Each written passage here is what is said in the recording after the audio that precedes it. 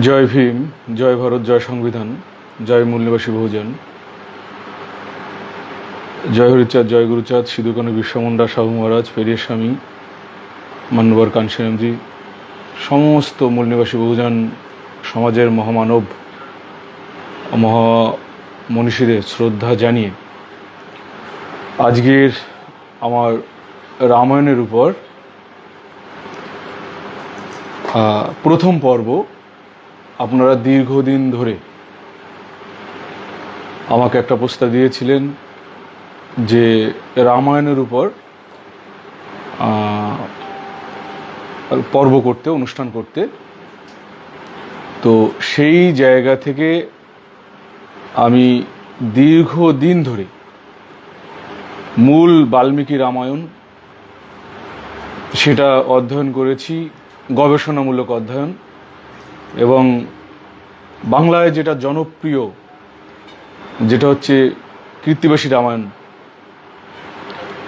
তারপরে একাধিক রামায়ণ গ্রন্থ অধ্যয়ন করে আমি রামায়ণ ও রামের ভূমিকা শূদ্র এবং অস্পৃশ্যদের নিধনে এই পর্বে আপনাদের সামনে উপনীত হয়েছি। আমার বিশ্বাস যে যদি আমার 3টি পর্ব হবে, আজকের একটা পর্ব আর পরপর দুটো পর্ব হবে, 3টে পর্ব, যেমন গীতায় 3টে পর্ব হয়েছিল তেমনি 3টে পর্ব হবে। তো এই 3টে পর্ব, রামায়ণের উপর 3টে পর্ব যদি কেউ শোনে আমার এই প্রোগ্রাম, তাহলে অন্ধও সে চোখে দেখতে পারবে এবং মুখ যে কথা বলতে পারবে না সেও কথা বলতে পারবে, এটা আমার দৃঢ় বিশ্বাস।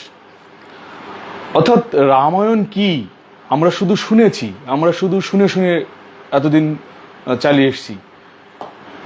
এটা কি ধরনের গ্রন্থ আপনাদের কাছে পরিষ্কার হয়ে যাবে।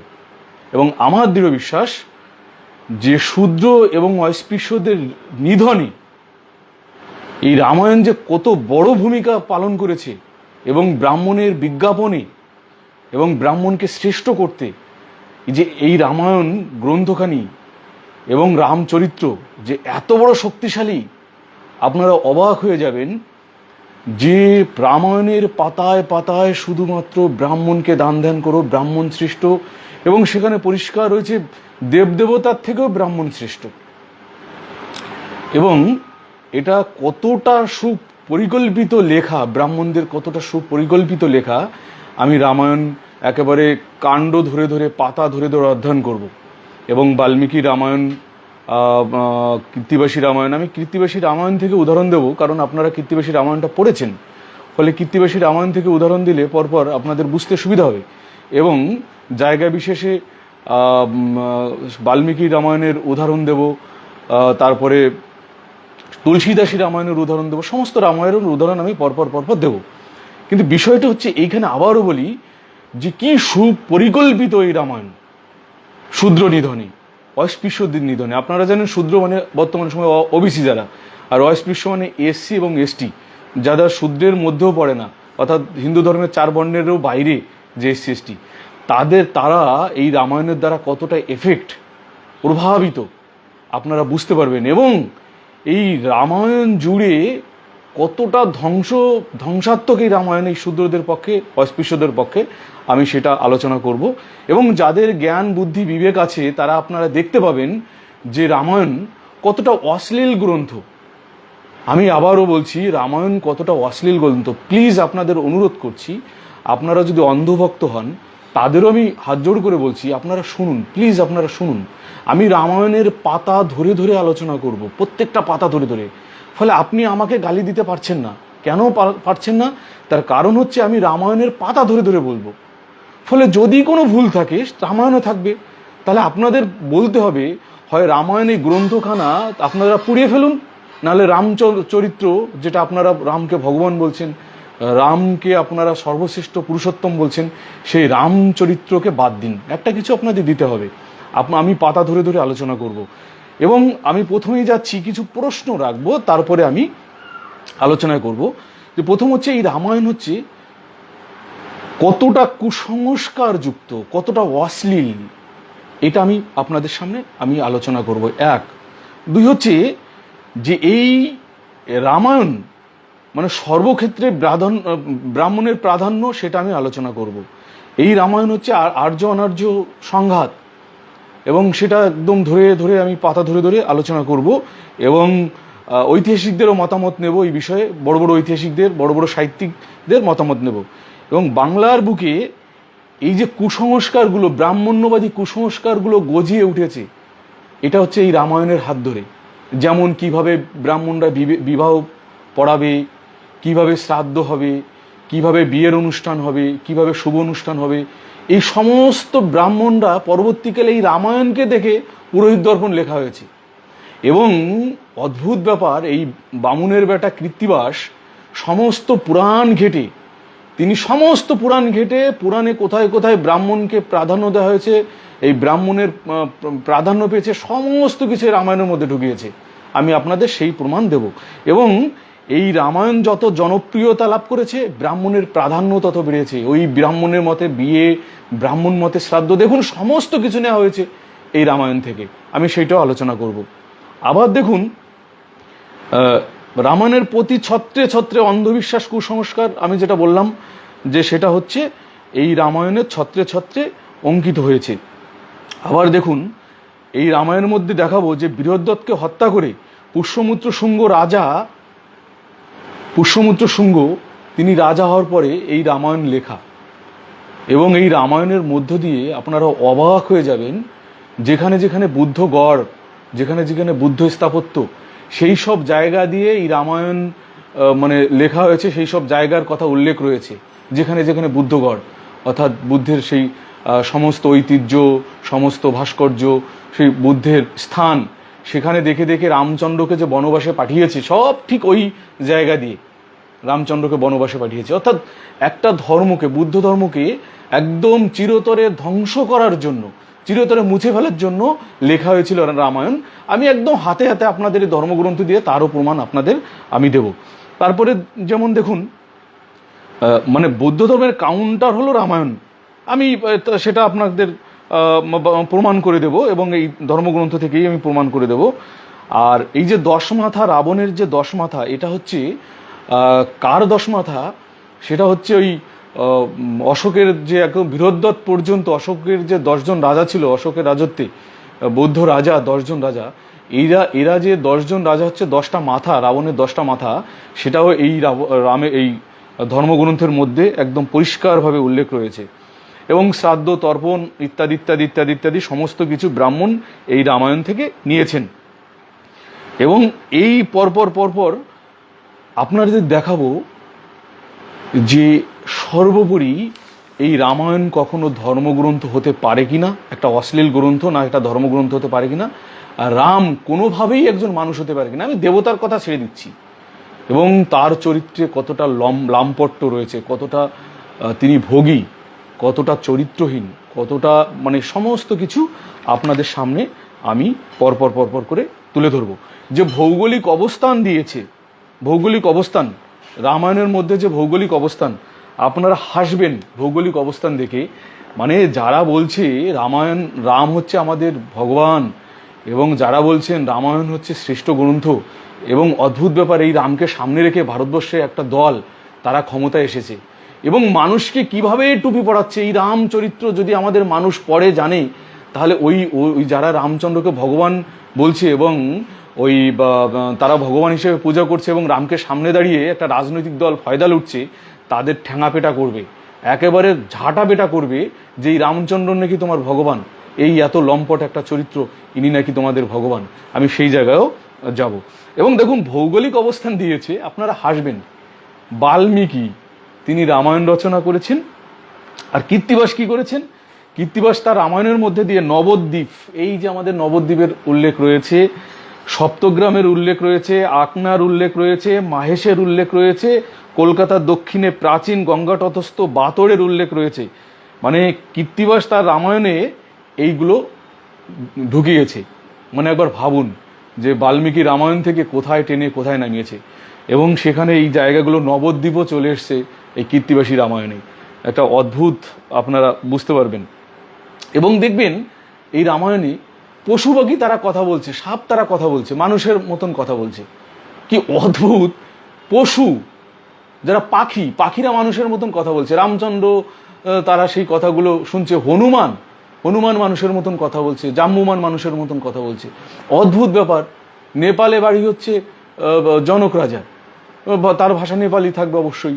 আর কোথায় বাড়ি হচ্ছে রামচন্দ্রের, সেখানে রামচন্দ্রের ভাষা এক, জনক রাজার ভাষা এক, হনুমানদের ভাষা এক, পাখিদের ভাষা এক। গরুর পাখি কথা বলছেন, সেই ভাষা আলাদা আলাদা, সেইখানে কি করে একজন অপরজনের ভাষা বুঝছে? অর্থাৎ কতটা গাঁজাখড়ি!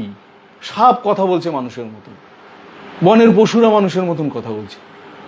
মানে এই আধুনিক যুগে দাঁড়িয়ে এই যারা বিশ্বাস করছে এই রামায়ণ এবং ভক্তি ভরে পূজা করছে, ঘরে আসনে রাখছে এই রামায়ণ, আমি বলি তাদের মাথা, মানে ধর্মদাস না হলে এইরকম অন্ধ হওয়া যায় না। স্রেফ ধর্মদাস, যে এতটা কুসংস্কার, এতটা লম্পট একটা চরিত্রকেও, এতটা অশ্লীল একটা গ্রন্থ। দেখবেন আমি যখন রামায়ণ পড়বো, একজনের বাবার ঠিক নেই, মানে বাবারই জন্মেরই ঠিক নেই। একজন, আপনি কাকে বলবেন? কারো বাবার ঔরসজাত সন্তান নয়, সে রামচন্দ্র হোক, লক্ষণ হোক, সীতা হোক, হনুমান হোক, এই কারোর বাবার ঔরসজাত সন্তান নয়। একটা চরিত্রর বাবার ঔরসজাত সন্তান নয়। মানে কি অদ্ভুত যে কারোরই বাবার জন্মে ঠিক নেই, ঔরসজাত নয়। কি অশ্লীল একটা গ্রন্থ! মানে আমি তো কীর্তিবাসী রামায়ণ আলোচনা করব না, কারণ কীর্তিবাসী রামায়ণ এতটা অশ্লীল, যেগুলো আলোচনা করলে মানে আপনারাও ভাববেন যে বন্ধ করা হোক, এই রামায়ণ বন্ধ করা হোক। তো দেখুন, আমি সেকেন্ড এপিসোডে আমি অন্যান্য জায়গায় আমি যাব, যে শুধু আপনাদের একটু বোঝার সুবিধার জন্য আমি একটা এই রামায়ণের মধ্যে একটা যোগ ভাগ গুণ বিয়োগ একটু আপনাদের বোঝাই। এই হিসাবটা মনে রাখবেন, কারণ প্রতি আলোচনায় এই হিসাবটা লাগবে। কি হিসাব? যে 1 যোজন সমান সমান হচ্ছে 12.3 কিলোমিটার। 1 যোজন মানে 12.3 কিলোমিটার, এইটুকুন শুধু মনে রাখুন, ঠিক আছে? 1 যোজন মানে 12.3 কিলোমিটার, এইটুকুন মনে রাখুন। আর পৃথিবীর থেকে সূর্যের দূরত্ব হচ্ছে 14.96 কোটি কিলোমিটার। আমি এই অঙ্কটা কেন বলছি আপনারা পরে বুঝতে পারবেন। আর সূর্যের ব্যাস প্রায় কত? 8,64,948 মাইল। আর পৃথিবীর ব্যাস মাত্র 7,926 মাইল। আর সূর্যের ওজন পৃথিবীর তুলনায় প্রায় 3,33,000,000 গুণ বেশি। আর সূর্যের কেন্দ্রে তাপমাত্রা প্রায় 1,36,00,000 কেলভিন। এই অঙ্কটা কেন বললাম আপনাদের একটা হিন্টস দিই, প্রয়োজন হবে। ধরুন যখন হনুমান সূর্যকে বগলে নিয়েছিল, বগল দাবা করেছিল, ওই বিশ্বলক্ষ করলি আনতে সূর্যকে বগল দাবা করেছিল, তার মানে সূর্য যদি পৃথিবীর থেকে যদি কত মানে 13 লক্ষ গুণ বড় হয়, পৃথিবীর থেকে যদি 13 লক্ষ গুণ বড় হয়, তাহলে হনুমানের বগলটা নিশ্চয়ই আর 13 লক্ষ গুণের থেকেও বড় হতে হয়েছিল, সূর্যের থেকে বড় হতে হয়েছিল, নালে বগল দাবা করবে কি করে? তাহলে হনুমানের বগল কত বড় হলে তবে সূর্যকে বগল দাবা করা যায়। আর তার তাপমাত্রা, কেন্দ্রের তাপমাত্রা হচ্ছে 1,46,00,000 কেলভিন। মানে কোনো কিছুর অস্তিত্ব থাকবে না, পুড়ে ছারখার হয়ে যাবে, সেরকম একটা জায়গা। সে হনুমান সেই সূর্যকে বগল দাবা করেছিল। আর হনুমান যখন জন্মগ্রহণ করে, জন্মগ্রহণ করার পরের দিন, আমি সেই আলোচনায় যাব, জন্মগ্রহণ করার পরের মুহূর্ত, পরের দিন নয়, পরের মুহূর্ত সে কি করেছিল? সেই হনুমান সূর্যকে খিদে গেছিল, মুখের মধ্যে প্রায় ঢুকিয়ে দিয়েছে, তারপরে সে মুখ থেকে বের করে সূর্যকে বাঁচানো হয়। অর্থাৎ হনুমান জন্মের পরের মুহূর্তেই হচ্ছে সূর্যকে গিলে ফেলেছিল। এই গল্প এই আধুনিক যুগে দাঁড়িয়ে যারা বিশ্বাস করে, যারা মানে, তারা তো মানুষ হতে পারে না। আপনারা বলুন, তারা মানুষ হতে পারে? যে এই রামায়ণ যারা বিশ্বাস করে, এই আদৌ বিষয়টা তা নয়। বিষয়টা হচ্ছে আমাদের মানুষগুলো রামায়ণ পড়েইনি। আমাদের মানুষগুলো রামায়ণ যদি পড়তো, প্রথম কথা হচ্ছে এত অশ্লীল গ্রন্থ পড়তে পারতো না। তারপরে এই রামায়ণের কথা, যদি কেউ রামায়ণ পড়ে, তার সামনে যদি রামায়ণের কথা কেউ বলে, তাহলে সে জাটাত পীড়া করবে। অবশ্য অন্ধভক্ত হলে হবে না। এই দেখেছি আমাদের বুড়ো মানুষগুলো, এসসি এসটি ওবিসি সমাজের বুড়োগুলো, তাদের কোনো কাজ নেই, এই বুড়ো বয়সে ধর্মগ্রন্থ, স্বর্গে যাওয়ার লোভে রামায়ণ পড়ছে অন্ধের মতন, সেখানে জ্ঞান বিজ্ঞান বুদ্ধি তাদের কোনো কাজ হচ্ছে না। সেই রকম ভক্ত হলে হবে না, জ্ঞান বিজ্ঞান যুক্তি নিয়ে যদি কেউ পড়ে। যাই হোক, আমি হিসাবটা দিয়ে দিলাম, 12.3 কিলোমিটার, 1 যোজন মানে 12.3 কিলোমিটার, এইটুকু মনে রাখবেন। 12 কিলোমিটার ধরুন, 1 যোজন ইকুয়াল টু 12 কিলোমিটার, এইটুকুন আপনারা মনে রাখবেন। আমি এবার পরপর পরপর করে আমি আলোচনার মধ্যে যাব, যে কিভাবে আলোচনা প্রথম থেকে আমি শুরু করছি, একদম প্রথম থেকে। দেখুন, আমি যে গ্রন্থটা পড়ছি সেটা হচ্ছে কীর্তিবেশী রামায়ণ। আমার পাশে রয়েছে সমস্ত গ্রন্থ, বাল্মীকি রামায়ণ রয়েছে, মূল বাল্মীকি রামায়ণ সেটা রয়েছে। আমার সামনে রয়েছে হচ্ছে একেবারে আর একটা সংস্কৃত ভাষায় লেখা যোগীন্দ্রর পরমহংস তার লেখা রামায়ণ রয়েছে, আর একটা রামায়ণ রয়েছে, মানে 6-7টা রামায়ণ পরপর পরপর রয়েছে। আমি মূলত বাল্মীকি রামায়ণ এবং কীর্তিবেশী রামায়ণ থেকে আপনাদের সামনে আলোচনা করব পেজ ধরে ধরে। তো আমি প্রথমে আলোচনা করছি কীর্তিবেশী রামায়ণ, বেনি মাধবশীল সম্পাদিত, আপনাদের একদম লেটেস্ট যে রামায়ণটা, Akshay library, 79/1 A Mahatma Gandhi road, Kolkata 7,09,000, পুনর্মুদ্রিত বঙ্গাব্দ মাঘ 1428 সাল, ইংরেজি জানুয়ারি 2022, মুদ্রণ ইন্দু প্রিন্ট ওয়ার্কস, কলকাতা 67। যদি কোনো ভুল হয় এই পাবলিশার্স এবং এই কীর্তিবাসের দায়, আমার কিন্তু কোনো দায় নয়। ভক্তদের বলছি, আমার নামে কেস করবেন, যা করবেন করবেন, আমি হাইকোর্টে গিয়ে কিন্তু এই বইটি কিন্তু সামনে ধরব। আপনাদের মানসম্মান থাকবে তো? কেন এই কথাগুলো বলছি?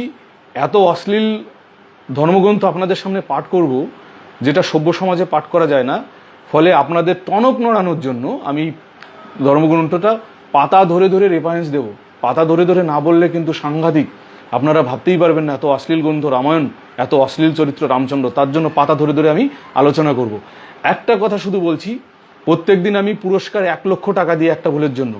আজকে একটা ভুলের জন্য 5 লক্ষ টাকা পুরস্কার। আমি যদি একটা ভুল বলি, অর্থাৎ তথ্যসূত্র যদি আমি ভুল দিই, দেখুন একটা গ্রামের নাম আমি বলতে গিয়ে আকারে একারে ভুল করলাম আমার বলার জন্য, সেটা আমি বলছি না, কিন্তু আমি তথ্যগতভাবে যদি ভুল দিই, ধর্মগ্রন্থগতভাবে যদি আমি ভুল দিই, একটা ভুলের জন্য 5 লক্ষ টাকা, 3টে ভুল প্রমাণ করতে পারলে 15 লক্ষ টাকা। এটা আমি আপনাদের সামনে ওপেন চ্যালেঞ্জ করছি, ভক্তদেরও বলছি, যুক্তি দিয়ে আমার চ্যানেলে আসবেন। গোড়া কোনো এই চ্যানেলে কোনো জায়গা নেই, ধর্মান্ধের এই চ্যানেলে কোনো জায়গা নেই। আমি প্রথমেই যাচ্ছি, আমি বলেছিলাম আপনাদের যে রামায়ণ কতটা অশ্লীল ধর্মগ্রন্থ, সেইটা আপনাদের সামনে আমি তুলে ধরার জন্য আমি প্রথমে শুরু করছি যে রামায়ণ। দেখুন, আমি আদিকাণ্ড, আজকে জাস্ট আদিকাণ্ডটা আমি আলোচনা করব। আদিকাণ্ডের 34 পাতা, আমি তো সূত্রটা আগেই বললাম, পাতা 34। প্রথমেই হচ্ছে এই রামায়ণটা হচ্ছে কেন রামচন্দ্রকে ভয় পায়, ভক্তি করে, ভয় ধরিয়ে দিয়েছে আমাদের মানুষগুলোকে। রামচন্দ্রকে এমন বিজ্ঞাপন দেওয়া হয়েছে, এমন বিজ্ঞাপন যা আমাদের মানুষের মনে ভয় ধরিয়ে দিয়েছে, এবং এই ভয় থেকেই হচ্ছে ভক্তি। এবং পাপ করো খুল্লাম খুল্লা লাইসেন্স, রাম নাম জপ করো, আপনি পাপের খুল্লাম খুল্লাম লাইসেন্স পেয়ে যাবেন। প্রথমেই রয়েছে, একদম কয়েকটা শ্লোকের পরেই রয়েছে, কি রয়েছে? মনুষ্য গো হত্যা আদি যত পাপ করে, মনুষ্য গো হত্যা আদি যত পাপ করে, একবার রাম নামে সর্বপাপ তরে, মহাপাপী হয়ে যদি রাম নাম লয়, সংসার সমুদ্র তার বৎসপদ হয়। অর্থাৎ তুমি যতই পাপী হও, যদি একবার রাম নাম নাও, তোমার সমস্ত পাপ হরণ করে যাবে, এই পৃথিবীটা তোমার হাতের মুঠো এসে যাবে। বৎসপদ হয়, বৎসপদ মানে, বৎসপদ হচ্ছে বাছুরের খুরের দ্বারা অধিকৃত স্থান, অর্থাৎ একদম বাছুরের খুর, পায়ের খুর যতটুকুন জায়গা আপনার হাতের মুঠোয় চলে আসবে এই পৃথিবী, সুখ শান্তিতে ভরেও যাবে একবার রাম নাম নিলে। অর্থাৎ আমাদের সহজ সরল মানুষগুলো কিভাবে তাদের ধোকা দিয়েছে এই রাম নাম দিয়ে, যে তুমি যত পাপ করো, যদি একবার রাম নাম নাও, সমস্ত পাপ উদ্ধার হয়ে যাবে। দেখেছেন, একদম মানে অন্যায় করো, অপরাধ করো, খুন করো, ডাকাতি করো, তার লাইসেন্স হচ্ছে রাম নাম। এই সমস্ত পাপ খণ্ডনের লাইসেন্স হচ্ছে রাম নাম। ফলে আমাদের মানুষকে এই যে রাম নামের মোহ ধরিয়ে দিয়েছে, আমাদের মানুষ অন্ধ হয়ে সেই রাম নামে মজে আছে।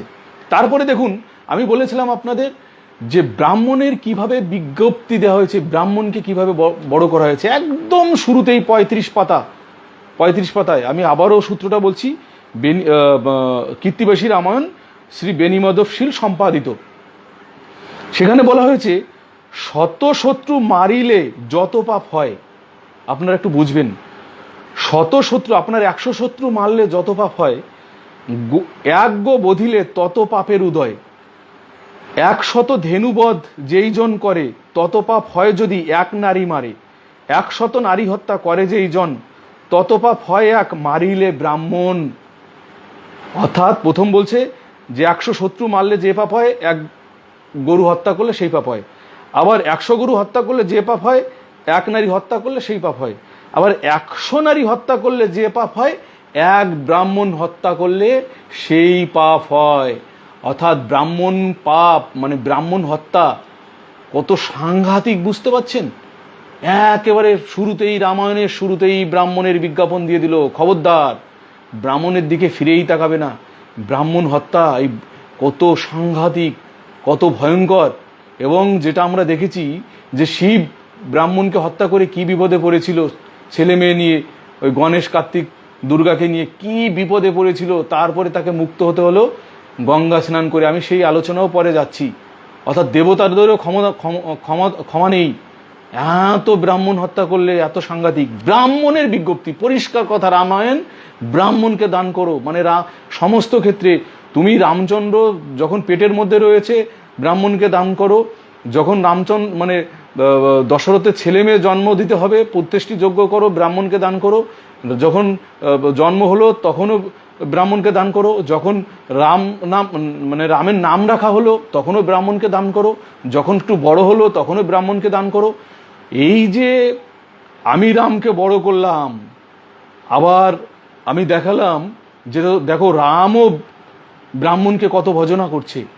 অর্থাৎ ব্রাহ্মণের লেখা এই রামায়ণ কি সুকৌশলী লেখা, আপনারা বুঝতে পারছেন? যে রামকে বড় করা হয়েছে এবং রামকে বড় করার পরে দেখানো হয়েছে দেখো রামও ব্রাহ্মণদের ভজনা করে, রামের বাবাও ব্রাহ্মণদের মানে ক্ষমতার অধীন, ব্রাহ্মণদের হাতের পুতুল, রাম ব্রাহ্মণদের হাতের পুতুল। এইরকম ব্রাহ্মণদের ছত্রে ছত্রে বড় করা হয়েছে। এবং এই রামায়ণ পড়ার পর আমাদের মানুষগুলো একদম ব্রাহ্মণ্যবাদে আবিষ্ট হয়ে রয়েছে, ব্রাহ্মণ্যবাদের নাক মুখ চোখ সব বন্ধ হয়ে রয়েছে। তার মূল যে গ্রন্থটা তার নাম হচ্ছে রামায়ণ। দেখুন, তারপরে যাই আমি পরেরই, দেখুন কি বলছে যে যখন নারদ এই নারদকে পাঠানো হলো কার কাছে, এই বাল্মীকির কাছে। বাল্মীকি কি গাঁজাখড়ি গল্প যে বাল্মীকি সে রামায়ণ রচনা করেছে রামচন্দ্র জন্মাবার 60,000 বছর আগে। আচ্ছা, এই কে কে বিশ্বাস করেন? একটু হাত তুলুন। সরি, হাত তুলবেন কি করে? কে কে বিশ্বাস করেন যে রাম জন্মাবার 60,000 বছর আগেই লেখা হয়ে গেছে রামায়ণ? অর্থাৎ রামায়ণ গ্রন্থ যেভাবে লেখা হয়েছে ঠিক সেই ঘটনা 60,000 বছর পরে ঘটে গেছে। আচ্ছা, এর মধ্যে কোনো রকম বৈজ্ঞানিক কিছু আছে? এর মধ্যে কোনো সত্যতা আছে? একবার ভাবুন। বলছি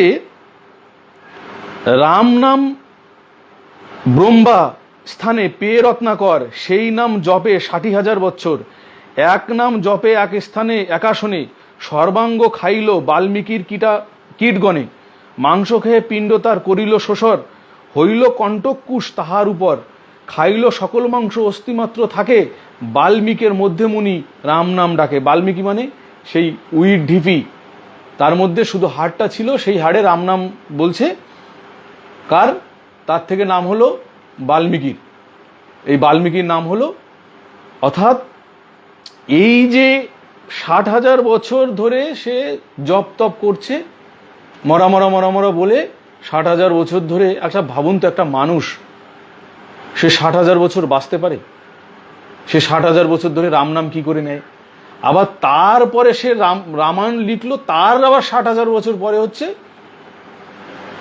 এই কাহিনীটা ঘটে, এই রামায়ণের কাহিনীটা ঘটে, এটা আপনারা ভাববেন যে এটা কতটা বিশ্বাস। তারপরে দেখুন এই রামায়ণ থেকে হচ্ছে সরস্বতীর যে সরস্বতী দেবী, বিদ্যার দেবী, এই রামায়ণ থেকে সরস্বতীর জনপ্রিয়তা বেড়েছে। এই সরস্বতীর জনপ্রিয়তা বাড়তে, সরস্বতী তো একটা কাল্পনিক দেবী, আপনারা দেখেছেন তার চরিত্র, তার আচার আচরণ, তার কতগুলো পিতা, কতগুলো স্বামী আপনারা দেখেছেন।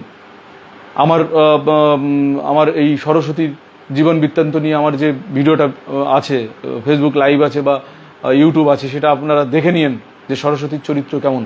তো সেই সরস্বতীর জনপ্রিয়তা লাভ করে এই রামায়ণ থেকে। কোথায় বলছে, শুনিয়া বিধাতা তারে কহেন আপনি, সরস্বতী রহিলেন তোমার জিভাতে, হইবে কবিতা রাশি তোমার মুখেতে।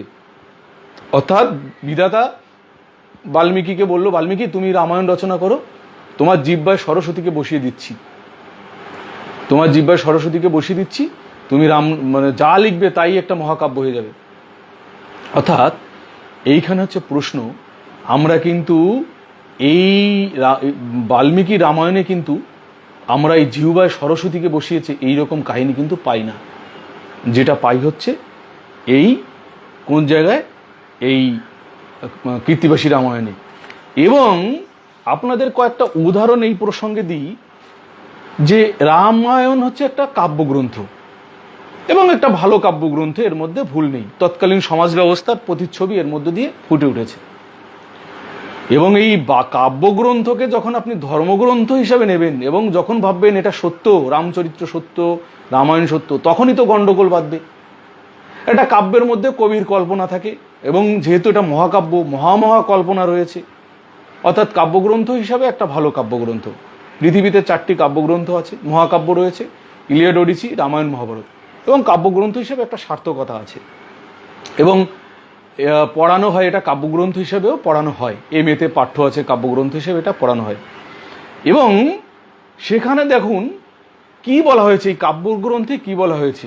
এবং আমি আলোচনায় বলবো, সারা পৃথিবীর বড় বড় ঐতিহাসিকরা যারা স্বীকার করেনি, রামচরিত্র বলে কোনো চরিত্রের কথা স্বীকার করেনি, রামের জন্মস্থান বলে কিছুর কথা স্বীকার করেনি, এবং প্রত্নতাত্ত্বিকরা, ভূতাত্ত্বিকরা, নৃতাত্ত্বিকরা, তাদের প্রত্যেকটা আমি আলোচনা করব, বিন্দুমাত্র সত্যতার কথা স্বীকার করেনি। রাম যে কাল্পনিক এটা সমস্ত ক্ষেত্রে বলেছেন।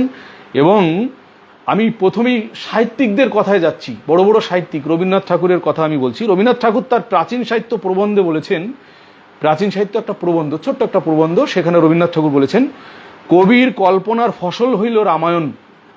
ভালো করে বুঝুন, রবীন্দ্রনাথ ঠাকুর বলছেন, আমি নয় বাবা। কবির কল্পনার ফসল হইল রামায়ণ, কবির কল্পনার ফসল। কবি কল্পনা করেছেন, কল্পনায় কত কিছু, গরুও গাছে ওঠে কল্পনায়। কবি তার কল্পনার রসে রাঙিয়ে রামচরিত্রকে সৃজন করিয়েছে। তাহলে রামচরিত্র, রবীন্দ্রনাথ ঠাকুর কি বলছেন, কবি তার কল্পনার রসে রাঙিয়ে রামচরিত্রকে সৃষ্টি করেছে।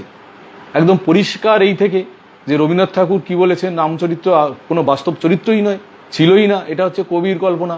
এটা রবীন্দ্রনাথ ঠাকুর বলেছে।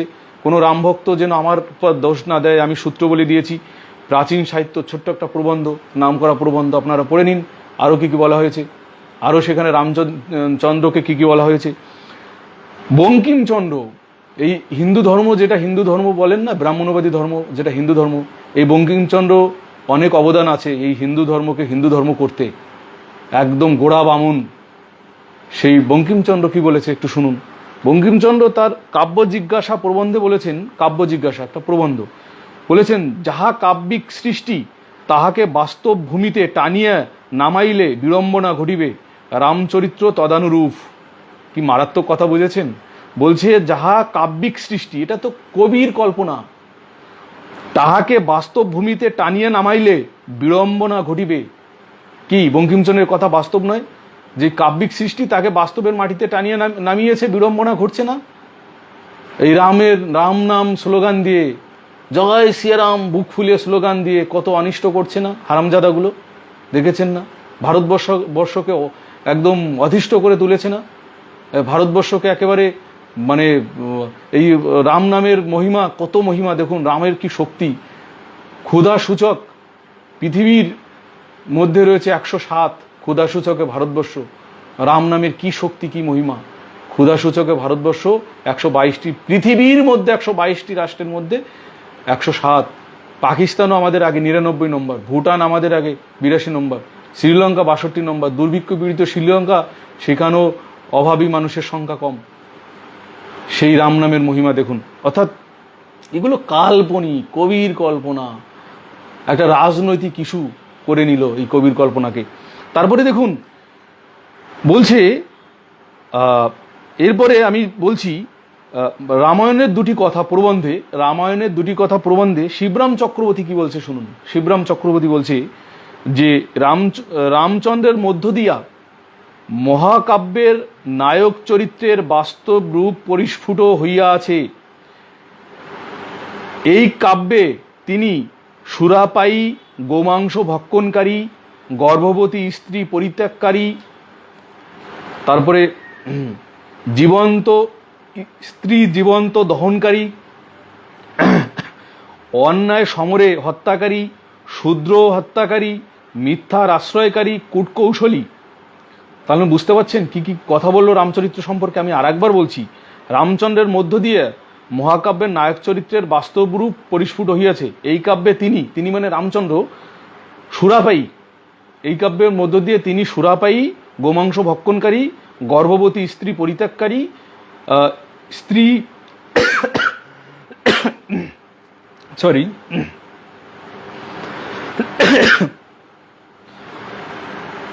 অন্যায় সমরে হত্যাকারী, শূদ্র হত্যাকারী, মিথ্যার আশ্রয়কারী, কূটকৌশলী, কতগুলো ভূষণে অভিহিত করেছেন রামচন্দ্রকে। বুঝতে পেরেছেন?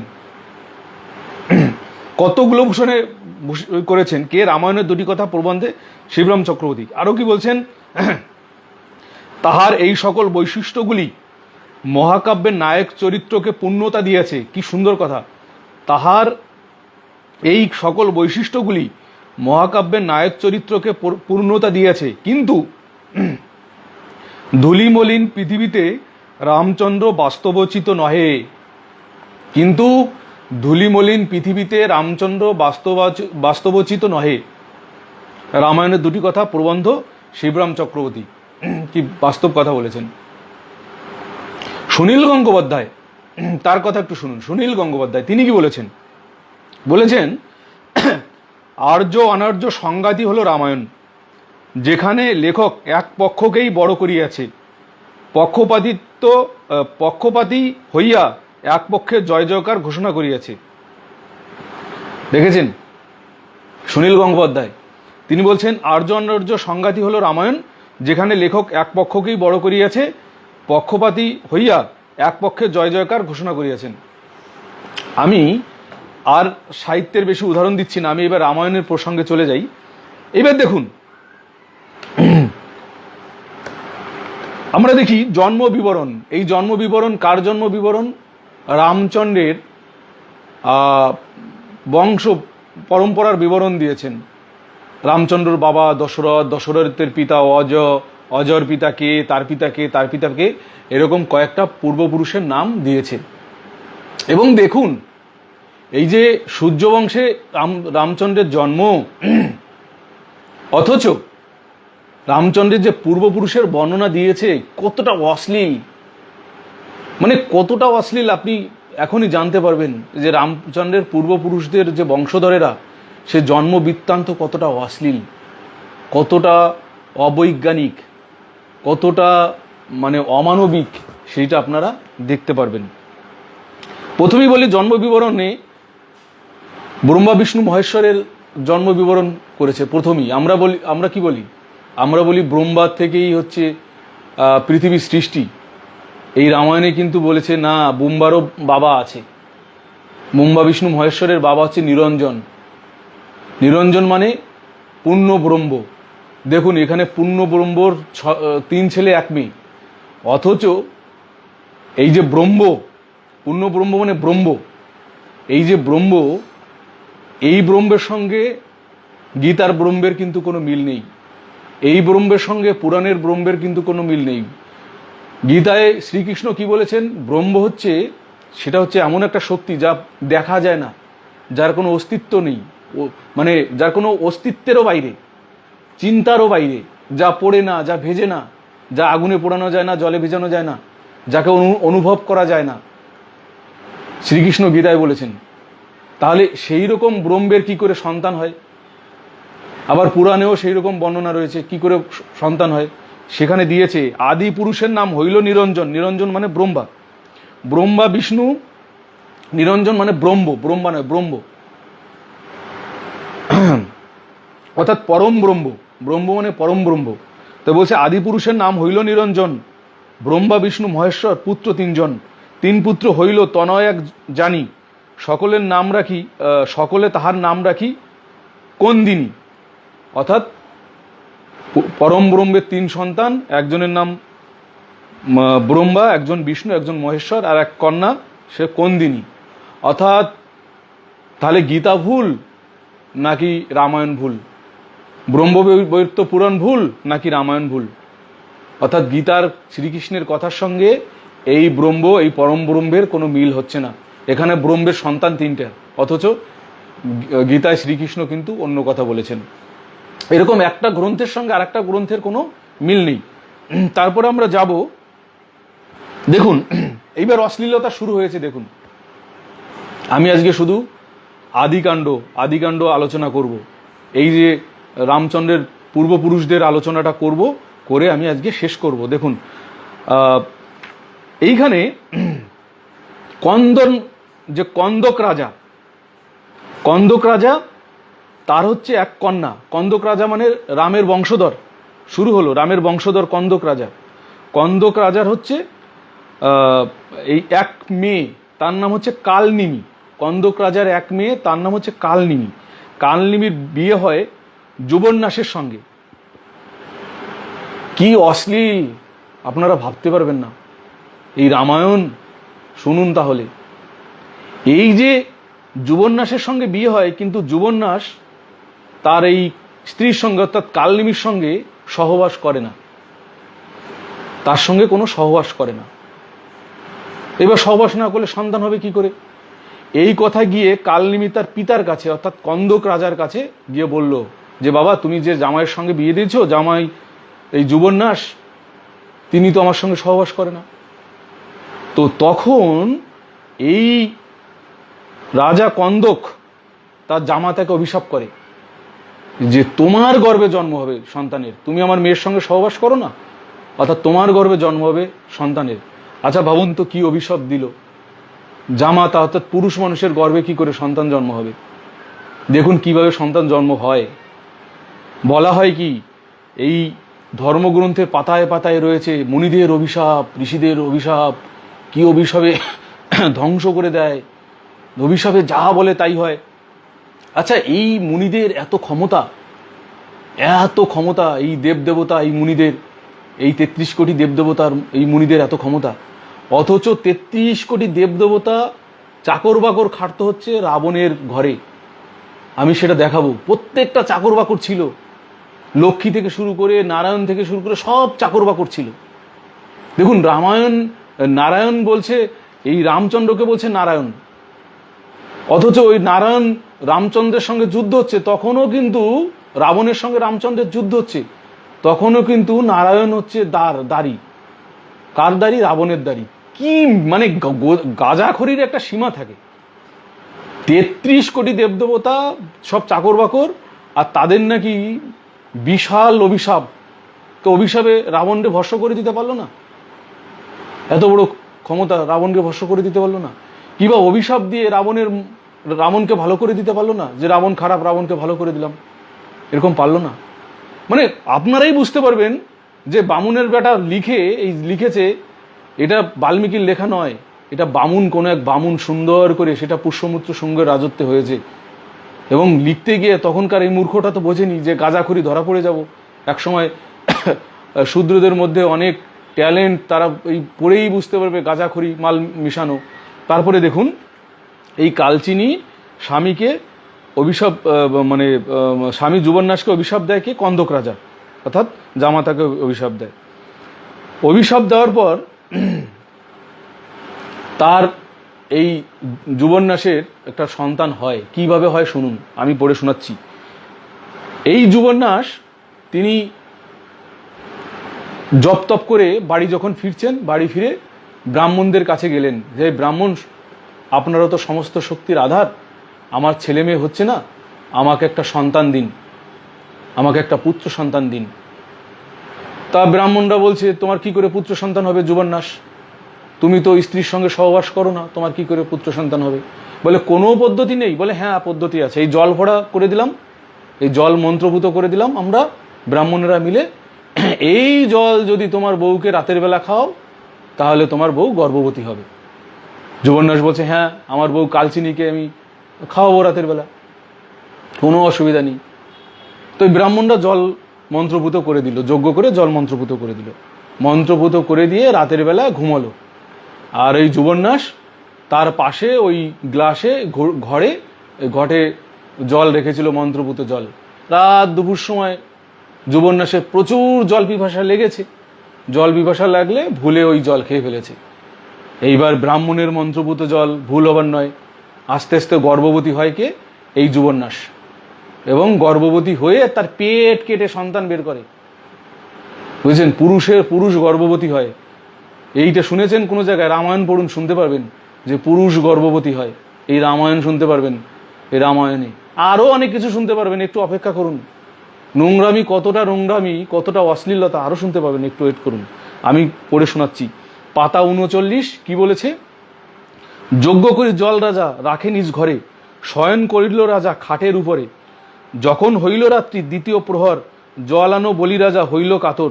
তৃষ্ণায় পীড়িত রাজা আকুল হইল, পুংসবন জল ছিল মুখেতে ঢালিল।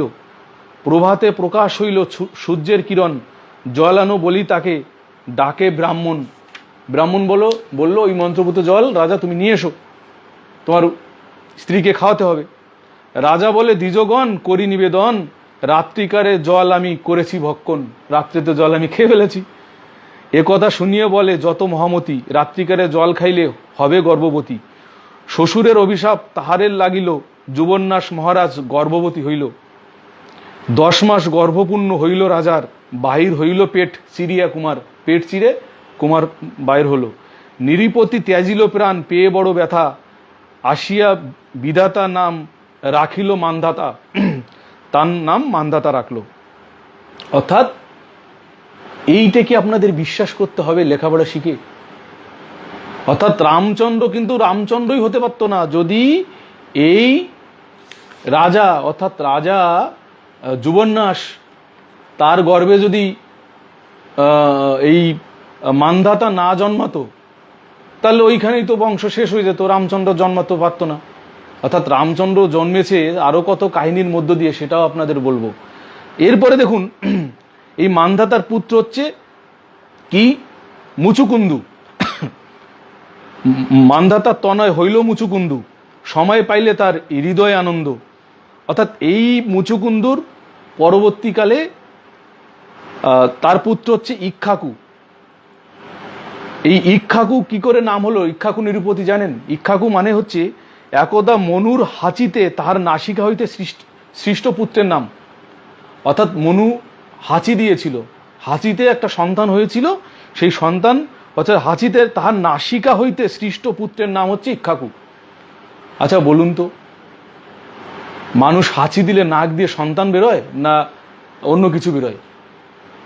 এইভাবে সন্তান হয়? এই রামের বংশধররা দেখুন কিভাবে রামের বংশধর হয়েছে। তারপরে দেখুন আর একটা ঘটনা, রামের আর এক বংশধর, সেটা হচ্ছে শুক্র। সূর্যবংশের শুক্র কথা শুনেছেন? সেই শুক্র রাজা, তার একটা কন্যা হচ্ছে অবজা। এইবার সেই অবজা তার কন্যা, আর শুক্র রাজার শিষ্য হচ্ছে, তার নাম হচ্ছে দণ্ড রাজা। তো একদিন দণ্ড রাজা শুক্র রাজার কাছে পড়তে গেছে। শুক্র রাজা হচ্ছে তার গুরু। তো বাড়িতে গিয়ে দেখে শুক্র রাজা নেই, তপস্যা করতে গেছে। তো সেই সুযোগে শুক্র রাজার কন্যা অবজাকে ধর্ষণ করে। কে ধর্ষণ করে? ধর্ষণ করে হচ্ছে এই দণ্ড রাজা। আমি যদি এই রামায়ণ আপনাদের পড়ি, শুধু মুনি ঋষিদের ধর্ষণ, কামনা, কাম, সেক্স, এই হচ্ছে রামায়ণ। মানে কিভাবে ইচ্ছা হলো একজনকে ধর্ষণ করলো, ইচ্ছা হলো বলাৎকার করলো, এই রকম। এবং রামের বংশধরা সব, এবং মুনি ঋষিরা ইচ্ছা হলো কাউকে বলাৎকার করছে, কাউকে ধর্ষণ করছে। আমি সেই জায়গাগুলো যাব।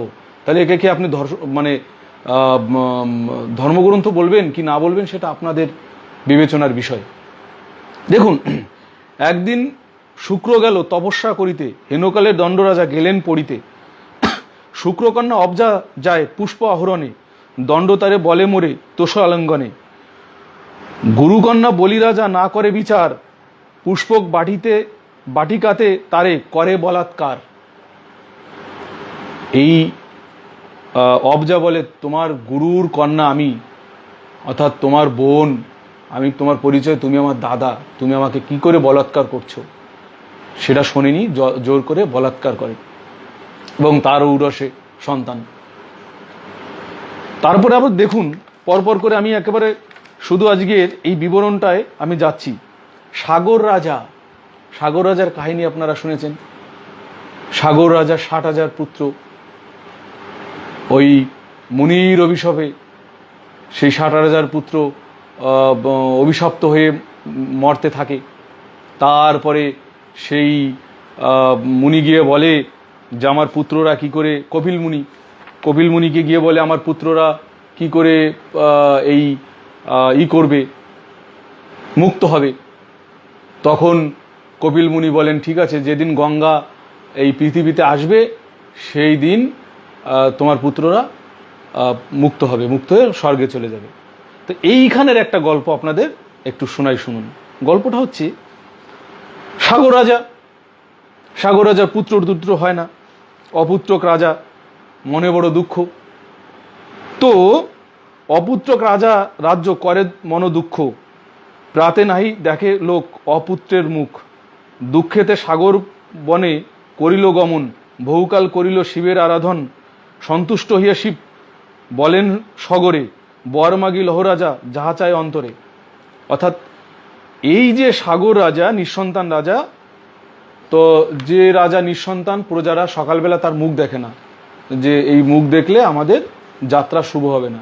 সাগর রাজা মনের দুঃখে বনে গিয়ে শিবের আরাধনা করে। শিব বলছে হ্যাঁ, তোমারে আমি বর দেব। শিব বর দিয়েছে, তোমার পুত্র হবে, 2 স্ত্রী 2 পুত্র হবে। তো এই 2 স্ত্রীকে, এক স্ত্রী হচ্ছে কেশিনী, আর এক স্ত্রী হচ্ছে সুমতি, 2 স্ত্রী। তো 2 স্ত্রীকে বর দিল, তারা গর্ভবতী হলো। কেশিনীর গর্ভে একটা সন্তান, সুন্দর একটা সন্তান হইল। আর সুমতি, তারও গর্ভ যন্ত্রণা শুরু হলো, তার গর্ভে হলো একটা লাউ, সুমতির গর্ভে হলো একটা লাউ। তো এই সগর রাজা সে খুব খেপে গেল যে বেটা শিব, বেটা ভাঙড়খোর বলে গালিগালাজ দিয়ে, যে কি বর দিলে, একটা লাউ জন্মালো পেটের মধ্যে। সে লাউটাকে ছুঁড়ে ফেলে দিল, টুকরো টুকরো করে ফেললো। আর যত টুকরো হলো, ওই প্রত্যেক টুকরো থেকে একটা একটা সন্তান জন্ম নিল। আচ্ছা, আপনারা লেখাপড়া শিখেছেন, আমার লেখাপড়ার দরকার নেই। এই অভদ্রতা, এই অবৈজ্ঞানিক কথাবার্তা জানতে লেখাপড়া শিখতে হয় না। আচ্ছা, লাউকে খণ্ড খণ্ড করে টুকরো টুকরো করে ভেঙে দিল। শিব বলল আমার বচন খণ্ডানো যাবে না, ও লাউই সন্তান হবে। 60,000 খণ্ড হলো লাউ, অর্থাৎ 60,000 খণ্ড হয়ে 60,000 পুত্র হলো। আচ্ছা, লাউ ছুঁড়ে ফেললে, লাউ মাটিতে ছুঁড়ে ফেলে দিলে, লাউ টুকরো টুকরো করলে কখনো সন্তান হয়? আচ্ছা, এই কখনো বিশ্বাস করতে হবে? আচ্ছা, এই রামচন্দ্রকে আমার বিশ্বাস করতে হবে? তার বংশোদ্ধারা যেভাবে জন্মগ্রহণ করেছে, রামচন্দ্র কিভাবে জন্মগ্রহণ করছে সেটা আমি তো বলবোই। অর্থাৎ সে কি বলছে, সুমতির গর্ভে ব্যথা হইল যখন, চর্মের অলাবু এক প্রসবে তখন। অর্থাৎ চামড়াযুক্ত ত্বকযুক্ত একটা লাউ তার জন্ম হয়। দেখিয়া অলাবু রাজা কুপিল অন্তরে, ভাঙড় বলিয়া গালি দিলেন শিবেরে। কোপে লাউ ভাঙিয়া করিল খান খান, 60,000 পুত্র হইল তিলেক প্রমাণ। উশিমিশি করে সবে দেখিতে রূপস, 60,000 আনে রাজা দুগ্ধের কলস, 60,000 দুগ্ধের কলস এনে সন্তানদের খাওয়াতে দেয়। আচ্ছা, এইভাবে সাগর রাজার 60,000 সন্তান হলো। তারপরে রাজা কি করলো? রাজা করলো ওই যজ্ঞ করলো। তো যজ্ঞ করলো, কি যজ্ঞ? রাজা বলল অশ্বমেধ যজ্ঞ করব আমি, 60,000 পুত্রের উপর দায়িত্ব দিল। সেই যজ্ঞের ঘোড়া কি করলো? চুরি করে ইন্দ্র বেঁধে রাখলো কার গোহালে? কপিল মুনির গোহালে গিয়ে বেঁধে রাখলো। এইবার 60,000 পুত্র তারা ঘোড়া ফিরে আসছে না দেখে খুঁজতে খুঁজতে গিয়ে দেখলো কপিল মুনির আশ্রমে এই ঘোড়া বাঁধা।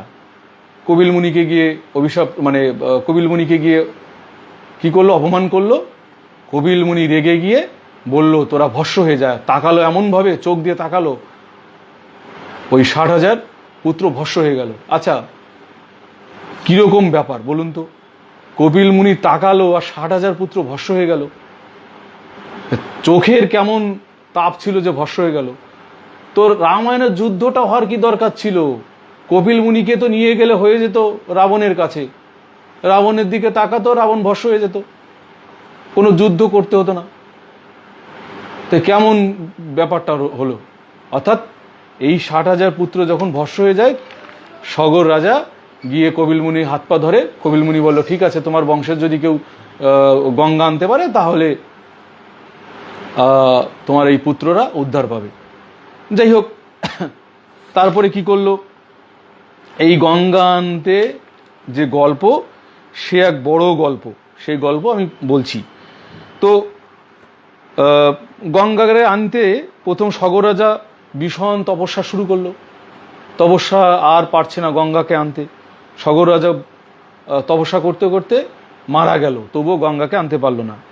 তার পুত্র অংশুমান, সেও দীর্ঘদিন ধরে তপস্যা করলো, তবুও গঙ্গা আনতে পারলো না। তারপরের রাজা হচ্ছে এই অংশুমানের পুত্র হচ্ছে দিলীপ। দিলীপ কি করলো? 10,000 বছর অনাহারে থেকে তপস্যা করতে লাগলো, অনাহারে থেকে ব্রহ্মার তপস্যা করতে লাগলো। আচ্ছা, একটা মানুষ 10,000 বছর বাঁচতে পারে? কি গাঁজাখড়ি গল্প রে বাবা! 10,000 বছর হচ্ছে কি, আমি একটু পড়ে শোনাচ্ছি। অংশুমান রাজা করে অযোধ্যা নগরে, তার পুত্র হইল দিলীপ নাম ধরে। পুত্রের রাজ্য দিয়ে গেল গঙ্গা আনিবারে, তপ 10,000 বছর অনাহারে। 10,000 বছর অনাহার করছে। কত পৃষ্ঠায়? 50 পাতা, কীর্তিবাসী রামায়ণের 50 পাতা। 10,000 বছর ধরে এই দিলীপ, সে হচ্ছে গঙ্গা আনতে যায়, মানে গঙ্গা আনতে তপস্যা করে, কিন্তু গঙ্গা আনতে পারে না। এই অবস্থায় সে মারা যায়। দিলীপ মারা যাওয়ার পরে তার দুই পত্নী তারা বিধবা হয়ে থাকে। এইবার দেখুন, এইখানে হচ্ছে মূল একটা জায়গা। এই দিলীপের দুই পত্নী, স্বামী মারা গেছে। এইবার ব্রহ্মা আর হচ্ছে পুরন্দর, অর্থাৎ সেই ইন্দ্র, তারা পরামর্শ করছে, ব্রহ্মার ইন্দ্র, হারে এই যে এই সূর্যবংশে ভগবান রামচন্দ্র জন্মগ্রহণ করবে, তো এই দিলীপ তো মারা গেল আর তার দুই বিধবা পত্নী রয়ে গেল। তো যদি দিলীপ, মানে এই বিধবা পত্নীদের যদি সন্তান না হয়, সন্তান জন্ম যদি না হয়, তাহলে রামচন্দ্র সূর্যবংশে আসবে কি করে? এই বংশই তো লোপ পেয়ে যাবে। তখন ওরা বিবেচনা করে ওই দুই পত্নীর কাছে পাঠালো কাকে? শিবকে। শিব গিয়ে তার দুই পত্নীকে বলল যে আমি বর দিলাম, তোমাদের সন্তান হবে। দুই পত্নী বলল, বা বেটা বা, তুমি কেমন বর দিলে? আমাদের স্বামী মারা গেছে 1000 বছর আগে, আর তুমি এখন বর দিচ্ছ? আমরা বিধবা, আমাদের সন্তান কি করে হবে? কি বলছে শুনবেন? শিব বলছে ওই দিলীপের দুই পত্নীকে যে তোমরা দুই পত্নী মিলে সহবাস করো, রতি করো। দুই পত্নীতে রতি করলে এক পত্নী গর্ভবতী হবে। আচ্ছা, এটা কি সম্ভব? ছেলেতে ছেলেতে বা মেয়েতে মেয়েতে রতি করলে, দুই নারীর রতিতে বা দুই নারীর মিলনে, দুই নারীর কামের মিলনে কখনো সন্তান হতে পারে? পারে, পারে। এর নাম রামায়ণ। মাথায় করে যারা রাখেন ধর্মগ্রন্থ বলে, তারা দেখুন পারে, এই রামায়ণ পারে, এই বাল্মীকি রামায়ণ, এই কীর্তিবাসী রামায়ণ পারে। দুই নারী সেক্স করেছে, তাদের সন্তান হলো। কি সেই সন্তান? সেই সন্তান হচ্ছে ভগীরথ। কি বলছে শুনুন, আমি একটু পড়ে শোনাই, নাহলে বিশ্বাস হবে না। কীর্তিবাসী রামায়ণ 51 পাতা। দোহাকারে প্রতি কহিলেন ত্রিপুরারি, মমবরে পুত্রবতী হইবে এক নারী। দুই নারী কহে শুনি শিবের বচন, বিধবা আমরা কিসে হইবে নন্দন? আমরা তো বিধবা, কিসে সন্তান হবে? শঙ্কর বলেন দুই জনে কর রতি, মমবরে একের হইবে সুসন্ততি। এইবার দিয়ে গেল দেব ত্রিপুরারি, স্নান করি গেল দুই দিলীপের নারী। সম্প্রীতিতে আছিলেন সেই দুই যুবতী, কতদিনে একজন হইল ঋতুমতী। দোহেতে জানিল যদি দোহার সন্দর্ভ, দোহে কেলি করিতে একে হইল গর্ব। দুইজনে কেলি করে একজনের গর্ভ হলো। 10 মাস হইল গর্ভ, প্রসব সময় মাংসপিণ্ড মাত্র হইল, পুত্র হইল উদয়। অর্থাৎ ওই দুই নারী কামনায়, দুই নারীর মিলনে যে পুত্র হলো সেটা একটা মাংসপিণ্ড হলো, তার মধ্যে হাড়গোড় হলো না। আর সেখানে অষ্টবক্র মুনি সে হাড় দিল, অর্থাৎ এই ভগে ভগে জন্মগ্রহণ করেছে জন্য তার নাম ভগীরথ হলো। দেখেছেন কিভাবে সন্তান জন্ম হয়ে গেল। আর এই ভগীরথ সে কি করলো? গঙ্গা আনলো। অর্থাৎ এই ভগীরথের যে জন্ম বৃত্তান্ত সে আরো মারাত্মক। তার যে 5 বছর যখন বয়স হইল, তার হাতে খড়ি হলো, সেখানে ব্রাহ্মণকে দান দক্ষিণা দেওয়া হলো। এবং একদিন ভগীরথ তার এক বন্ধুর সঙ্গে খেলা করছে। তো বন্ধু বলছে, তুই তো জারদ সন্তান, তোর তো বাবা নেই, এমনি এমনি তোর মায়েদের কিভাবে তোর জন্ম হলো? তুই তো জারদ সন্তান। তো ভগীরথ তার মায়ের কাছে দুঃখ করে এসে বলছে, মা, আমার বন্ধু আমাকে জারদ সন্তান বলছে। কি বলছে? ভগীরথ বলে, মাতা করি নিবেদন, রোগ দুঃখ নহে আজি পাই অপমান। বিরোধ বাঁধিল এক বালকের সনে, জারজ বলিয়ে গালি দিল সে ব্রাহ্মণে। আমাকে জারজ বলে গালি দিল। কোন বংশজাত আমি, কাহার নন্দন, ইহার বৃত্তান্ত মাহা কর বিবরণ। তুমি আমাকে বলো আমি কার ছেলে, আমাকে জারজ কেন বললো? অর্থাৎ রামের বংশধর এই ভগীরথ, তিনি জারদ সন্তান। আমি বলছি না, এই রামায়ণ বলছে, আমি কিন্তু কিছু বলছি না, এই রামায়ণ বলছে। তারপরে এই যে এই পরপর ভগীরথ কি করলো দেখুন। 7000 বছর তিনি এই গঙ্গাকে আনতে 7000 বছর তিনি ইন্দ্র সেবা করে। তারপরে তিনি 10,000 বছর হচ্ছে অনাহারে তপস্যা করে।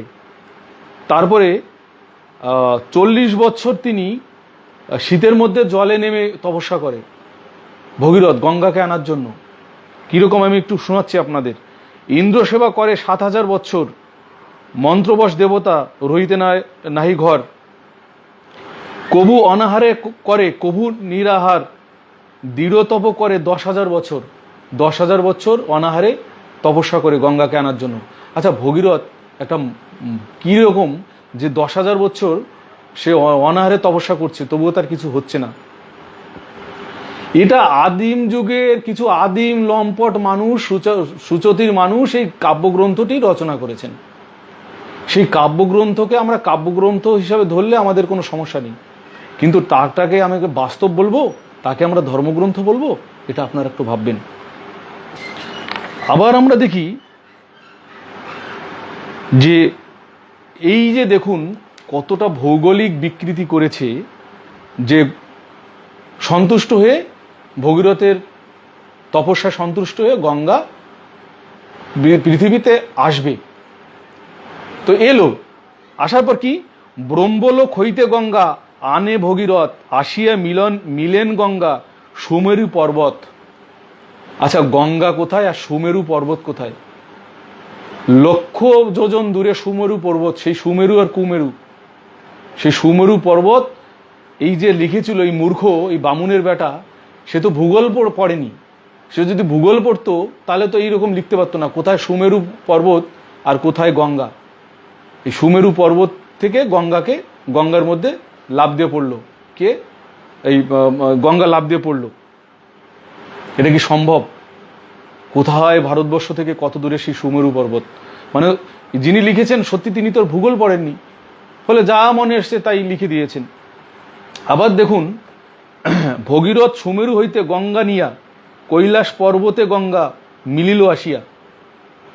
ভাবুন তো কিরকম চাপ, মানে একজন ভূগোলের শিক্ষক কিরকম হাসবে যে কোথায় সুমেরু পর্বত আর কোথায় কৈলাস পর্বত কি করে মিলল, এই হাজার হাজার মাইল দূরে কি করে মিলল, এই দুটোর দূরত্ব কত দূর, কি করে এসে মিলন ঘটলো। এটা ভূগোলের শিক্ষক হাসবে? অবশ্য হাসবে না। যদি সেই শিক্ষক অন্ধ ধার্মিক হয়, যদি সেই শিক্ষক অন্ধ রামভক্ত হয়, তাহলে সে ক্লাসের মধ্যে বলবে যে ভারতবর্ষ হইতে শত শত হাজার হাজার যোজন দূরে সুমেরু পর্বত, কিন্তু রামায়ণ পড়িয়ে ধন্য ধন্য করবে, আহ কি সুন্দর রামায়ণ, কি সুন্দর রামায়ণ। এর নামই হচ্ছে অন্ধভক্ত। তারপরে দেখুন, শিবের মাথা, এইবার গঙ্গা কি করবে, গঙ্গা কি করে পড়বে, ভার পৃথিবী বহন করতে পারবে না। শিব বলল আমার মাথার উপর পড়ো, শিব মাথা পেতে দিয়েছে, গঙ্গা তার মাথার উপর পড়লো, পড়ে গঙ্গা 12 বছর শিবের মাথার মধ্যে জটার মধ্যে রইল। গুল কাকে বলে দেখেছেন? গুল। গুল এত বড় গুলবাজও এত বড় গুল মারে না। কি বলছে? শিবের মাথায় জটা বড় ভয়ঙ্কর, বেড়ান জটার মধ্যে 10 বছর, 10 বছর ওই জটার মধ্যে দিয়ে ঘুরে ফিরে বেড়ায় গঙ্গা। গুল কিভাবে গোজাখড়ি, কি কুসংস্কার ছড়িয়েছে, কি করে গোজাখড়ি গল্প দিয়েছে দেখুন। তারপরে কি, মহেশ চিরিয়া জটা দিলেন গঙ্গারে, সেইখানে তীর্থে হইল, সেইখানে তীর্থ যে হইল হরিদ্বারে। এই হরিদ্বার সেখানে তীর্থ হয়ে গেল। দেখুন, যেখানে যেখানে বুদ্ধ স্থাপত্য ছিল, বুদ্ধ ইতিহাস ছিল, সেইখানে সেইখানে এই রামায়ণ রচনা করে সেইখানে সেখানে এই রামায়ণের মধ্য দিয়ে এক একটা তীর্থ করে দিল। মানে বুদ্ধ সেই ইতিহাস ভুলাতে সেইখানে সেইখানে এই রামায়ণের মধ্য দিয়ে, এই রামায়ণ এই সমাজকে, এই শূদ্র সমাজকে, এই SC ST সমাজকে, OBC সমাজকে কতটা ধ্বংস করেছে জানেন? কতটা ধ্বংস করেছে। দীর্ঘদিন এই রামায়ণ অধ্যয়ন করে করে আমরা সেটা দেখেছি। কিভাবে আফিম খাইয়েছে, রামায়ণের আফিম খাইয়ে আমাদের মানুষকে ইতিহাস ভুলিয়ে রেখেছে, ইতিহাসকে ভুলিয়ে রেখেছে। রামায়ণ কিন্তু ইতিহাস নয়, রামায়ণ কিন্তু গাল গল্প, কিন্তু এই গাল গল্পের মধ্য দিয়ে সত্য ইতিহাসটাকে চাপা দিয়ে দিয়েছে। সেই বুদ্ধ যুগ সমস্ত চাপা দিয়ে দিয়েছে, আপনারা অবাক হয়ে যাবেন। এবার সেই ঘটনা যে এই যে ত্রিবেণী, এই ত্রিবেণী হচ্ছে আমাদের বাংলায়, সেই ত্রিবেণী হচ্ছে বাল্মীকি কি করে ত্রিবেণীর নাম জানতো? এই কৃতিবাসী রামায়ণ সেই ত্রিবেণীকেও ঢুকিয়েছে। যাই হোক, এইবার দেখুন, ব্রাহ্মণের থেকেও, মানে মহাদেবের থেকেও ব্রাহ্মণ বড়, মহাদেবের থেকেও ব্রাহ্মণ বড়। মহাদেব, দেবাদেব, মহাদেব আপনারা বলেন, তার থেকেও ব্রাহ্মণ বড়। কেন? ব্রাহ্মণ, এই মহাদেব একটা ব্রাহ্মণকে হত্যা করেছিলেন, ব্রহ্মবধ করেছিলেন জন্য সে ব্রহ্মহত্যার দায়ে পড়েছিল। কি বিপদ, সেই বিপদ কিভাবে ছাড়ায় দেখুন। মন দিয়ে শুনো বানারসির আখ্যান। বানারসি তীর্থ যাহে হইল নির্মাণ, এককালে কাটিলেন হর দ্বিজ মাথা। হর অর্থাৎ শিব, দ্বিজের মাথা, ব্রাহ্মণের মাথা কাটল। ব্রহ্মহত্যা পাপ তার না হয় অন্যথা। ব্রহ্মহত্যা চাপিলে গিরিশের স্কন্দে, গিরিশের কাঁধে অর্থাৎ মহাদেবের কাঁধে ব্রহ্মহত্যা চাপল। কার্তিক গণেশ আর কাত্যায়নী কান্দে। শুধু মানে শিবের নয়, তার ছেলেমেয়েরাও ব্রহ্মহত্যার দায় চেপে গেল। গৌরীকণ কেন বা কাটিল বিপ্র মাথা, কাটিলে বিপ্র মাথা, ব্রহ্মবধ হইল কে করিবে অন্যথা। শুনিয়ে তারপরে দেখুন, কুশাগ্রে করিয়ে হর কইল পরশন, ব্রহ্মহত্যা পাপ তার হইল মোচন। তারপরে গঙ্গায় ডুব দিয়ে এই পাপ, ব্রহ্মহত্যার পাপ খণ্ডালো। অর্থাৎ এইটা পড়ে আমাদের মানুষ ব্রাহ্মণের দিকে কুনজরে তাকাতে সাহস পাবে? যে ব্রাহ্মণকে হত্যা করে নিস্তার পেল না শিব, তার পর্যন্ত ক্ষমা হলো না। আর আজ থেকে 100 বছর আগে বা 50 বছর আগে এই আখ্যান যদি পড়ে আমাদের মানুষ, এই ব্রাহ্মণের দিকে খারাপ দৃষ্টিতে তাকানো তার ক্ষমতা ছিল? ব্রাহ্মণ তারে মেরে ফেললেও, ধরুন একটা ব্রাহ্মণ এক গ্রামে গিয়ে ওই শূদ্রদের মাথা কাটছে, আর শূদ্ররা হা করে তাকে দেখবে শুধু, কিন্তু ব্রাহ্মণকে কিছু বলবে না। কেন? আমাদের এই জন্মে যদি ব্রাহ্মণ মাথা কাটে, পরজন্মে আমরা স্বর্গলাভ হয়তো পেলেও পেতে পারি, কিন্তু ব্রাহ্মণকে যদি আমরা কিছু বলি তাহলে আমাদের শেষ। এইটা হচ্ছে ব্রাহ্মণের বিজ্ঞপ্তি, ব্রাহ্মণের মানে বিজ্ঞাপন, এত বড় বিজ্ঞাপন। তারপরে আমরা দেখি এইরকম বানারসি, সেই বানারসিতে স্নান করলে তার কি পুণ্য, বানারসিতে যত পাপ করো বানারসিতে একবার স্নান করলেই সব মুক্ত হয়ে যাবে। অর্থাৎ বানারসিরও এই সব তীর্থেরও বিজ্ঞাপন দেওয়া হলো এই রামায়ণের মধ্য দিয়ে। সমস্ত তীর্থের বিজ্ঞাপন এই রামায়ণের মধ্য দিয়ে দেওয়া হলো। এইবার দেখুন গঙ্গার বিজ্ঞাপন কেমন দেওয়া হচ্ছে। গঙ্গা, আমরা জানি গঙ্গা একটা নদী, এবং সত্য গঙ্গার অনেক উপকারিতা আছে, গঙ্গার পাড়ে ফসল হয়, কিন্তু সেই গঙ্গাকে একটা নারী বানিয়ে দিল, গঙ্গাকে একটা কন্যা বানিয়ে দিল এই বামুনগুলো লিখে, গঙ্গাকে একটা অলৌকিক চরিত্র দিয়ে দিল। সেই গঙ্গার কি মানে কি, গঙ্গায় পড়লে পাপী তাপী কেমনভাবে উদ্ধার হয়ে যায়। মানে এই রামায়ণ হচ্ছে তুমি পাপ করো আর বানারসিতে একটা ডুব দাও, সব পাপ তাপ ক্ষয় হয়ে যাবে। গঙ্গায় একটা ডুব দাও, সব পাপ তাপ ক্ষয় হয়ে যাবে। যত পাপ করো একবার রাম নাম বলো, সব পাপ তাপ ক্ষয় হয়ে যাবে। অর্থাৎ রামায়ণ হচ্ছে পাপীর পাপ তাপ ক্ষয়ের একটা লাইসেন্স, একদম পাপ তাপ ক্ষয়ের একটা লাইসেন্স। এইটা হচ্ছে রামায়ণ। যে দেখুন কাণ্ডার নামে একটা মুনি ছিল, খুব পাপী মুনি, তো অনেকগুলো বেশ্যা টেশ্যা পুষত এই ধর্মগ্রন্থর বয়ান অনুসারে। তো এত পাপী ছিল যে ভীষণ বড় পাপী ছিল। সবাই জানে এই মুনি, কাণ্ডার মুনি। আমি বলছি 57 পাতা, কৃতিবাসী রামায়ণ 57 পাতা। কাণ্ডার মুনি পাপী তাপী মুনি, সেই পাপী তাপী মুনিকে বাঘে একদিন খেয়ে ফেললো। খাওয়ার পরে তার শুধু হাড়টা পড়ে রইল।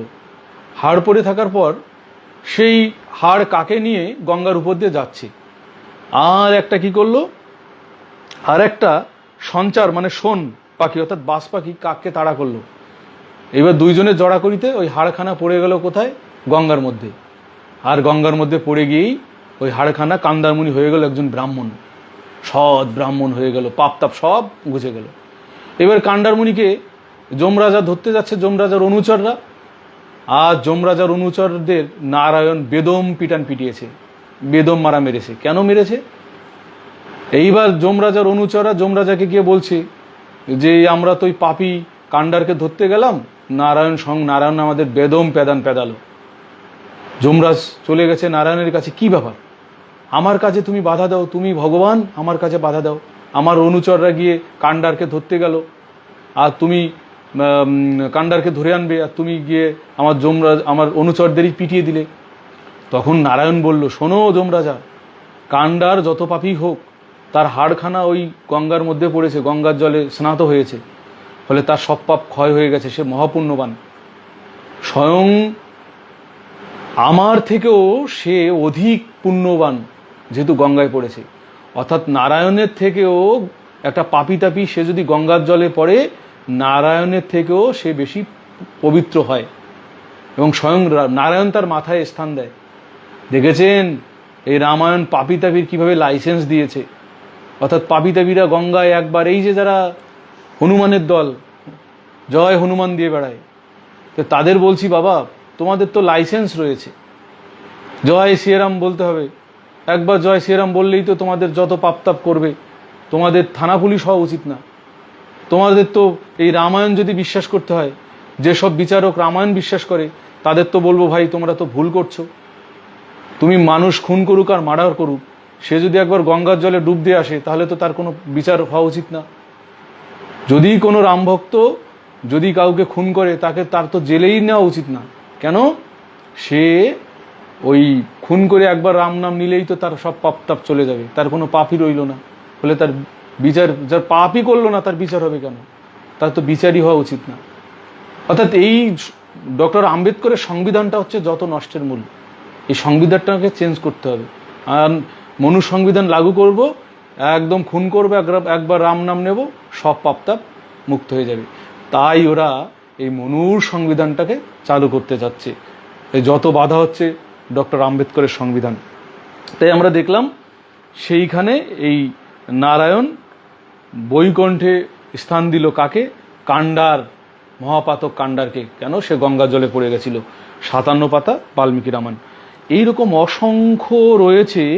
আমরা দেখি যে শঙ্খধ্বনি ঘাটে যদি কেউ স্নান করে, যত পাপী হোক তার পাপতাপ হরণ হয়ে যায়। শঙ্খধ্বনি ঘাটে যে বা করে নর করে শঙ্খধ্বনি ঘাটে যে বা নর স্নান করে, অযুত বৎসর সেই থাকে স্বর্গপুরে। যত পাপতাপ হোক, এই শঙ্খধ্বনি ঘাট, অর্থাৎ সেখানে গঙ্গা এসছিল শঙ্খধ্বনি ঘাটে, সে অযুত বৎসর সে হচ্ছে কোথায় থাকবে? সেটা হচ্ছে স্বর্গে থাকবে। ইন্দ্রেশ্বর ঘাটে যে বা নর স্নান করে, সর্বপাপে মুক্ত হয়ে যায় স্বর্গপুরে। এইরকম প্রত্যেকটা ঘাটে এক একটা তীর্থ গড়ে উঠেছে। আর যে তীর্থ হচ্ছে আমাদের পাপী তাপিগুলো পাপতাপ করে, আর সেই তীর্থে যায়। সেই তীর্থে গিয়ে সেই বানারসি যায়, সেই হরিদ্বারে যায়, সেই শঙ্খধ্বনি ঘাটে যায়, সেই ইন্দ্রেশ্বরে ঘাটে যায়। পাপীরা পাপতাপ করে সেই ঘাটে গিয়ে একটা ডুব দিয়ে এসে বাড়িতে এসে বলে, খাও ঘুষ, বড় বড় চাকরি করছো, ঘুষ খাও, কোনো অসুবিধা নেই।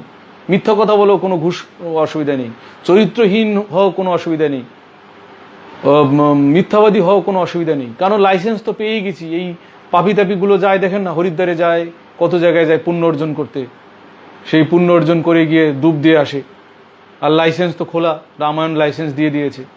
সেখানে আদৌ ওই সব জায়গায় ছিল এক একটা সত্য প্রেম পবিত্রতার এক একটা স্থান। সেই বুদ্ধ ওই প্রত্যেকটা জায়গায় সেখানে বুদ্ধ ঘুরেছেন, এবং এক একটা সেখানে গড়ে উঠেছে এক একটা মঠ গড়ে উঠেছে, যেখানে বিদ্যা শিক্ষা হতো, যেখানে জ্ঞান চর্চা হতো। সেই জ্ঞান চর্চা, বিদ্যা চর্চাকে ইতিহাসের গহ্বর থেকে ঠেলে ফেলে দিয়ে সেখানে কুসংস্কার, অন্ধবিশ্বাস মানে বিশ্বাসী করে সেখানে এক একটা মন্দির গড়ে উঠেছে। অর্থাৎ জ্ঞানের জায়গায় এসেছে অধর্ম, জ্ঞানের জায়গায় এসেছে অন্ধভক্তি, জ্ঞানের জায়গায় এসেছে মন্দির, জ্ঞানের জায়গায় এসেছে পাপতাপ স্খলনের লাইসেন্স। এটা হচ্ছে রামায়ণ। আমরা দেখি এইরকম নবদ্বীপের কথা বলুন তো, বাল্মীকি নবদ্বীপ চিন্ত? এই বেটা কীর্তিবাস, বেটা বামুনের বেটা, এইখানে কি বলছে? আসিয়ে মিলিল গঙ্গা তীর্থ যে নদিয়া, সপ্তদ্বীপ মধ্যে আর নবদ্বীপ গ্রাম, এক রাত্রি গঙ্গা তথা করিল বিশ্রাম। বলুন তো, এখানে নবদ্বীপের কথা চলে এসছে। আচ্ছা বলুন তো, এই নবদ্বীপ হচ্ছে এই আমাদের এই পশ্চিমবঙ্গে। কি করে বাল্মীকি এই নবদ্বীপের কথা জানতো? বাল্মীকি রামায়ণের তন্ন তন্ন খুললে ওই নবদ্বীপ শব্দটি পাবেন না। বেটা কীর্তিবাস, এ বামুনের বেটা এইটা করেছে। অর্থাৎ আরও অনেক রয়েছে। তারপরে দেখুন, এইরকম এর পরের দিন আমরা চলে যাব যে দশরথের জন্মবৃত্তান্ত এবং রামচন্দ্রের জন্মবৃত্তান্তে আগামী দিন শুরু হবে। দশরথের জন্মবৃত্তান্ত থেকে আগামী দিন শুরু হবে, আগামী পর্ব, আগামী রবিবার। সেখানে আপনারা দেখবেন দশরথের কতগুলো বিয়া এবং কতটা চরিত্রহীন। রামচন্দ্র তার বাবার ঔরসে জন্মগ্রহণ করেনি, কিভাবে রামচন্দ্রের জন্ম হয়েছে, সেই কাহিনী দিয়ে আগামী সপ্তাহে শুরু হবে। আপনাদের কাছে অনুরোধ করছি, আপনাদের বিনীত অনুরোধ, মাত্র 3টি এপিসোড হবে। তার মধ্যে আজকে একটা হয়ে গেল, আর 2টো আগামী রবিবার এবং তারপরে রবিবার। আপনারা অনুরোধ করছি 3টে এপিসোড দেখুন। আমি কথা দিচ্ছি আপনাদের যে আপনাদের যত অন্ধভক্তই হন, যদি জ্ঞান বুদ্ধি বিবেচনা থাকে, আশা করি রাম ভক্তের নেশা, রামের আফিম, এই ব্রাহ্মণ্যবাদী ধর্মের আফিম আপনাদের ছুটে যাবে এবং একটা চেতনা আপনারা ফিরে পাবেন। এই কথা বলে আপনাদের বলছি, বেশি বেশি করে শেয়ার করুন এবং যাতে মানুষ জানতে পারে, মানুষ শুনতে পারে, সেই ব্যবস্থা করুন। আগামী রবিবার রাত 8টায় আমরা আবারও 2য় খণ্ড আমরা শুরু করব। জয় ভীম, জয় ভারত, জয় সংবিধান।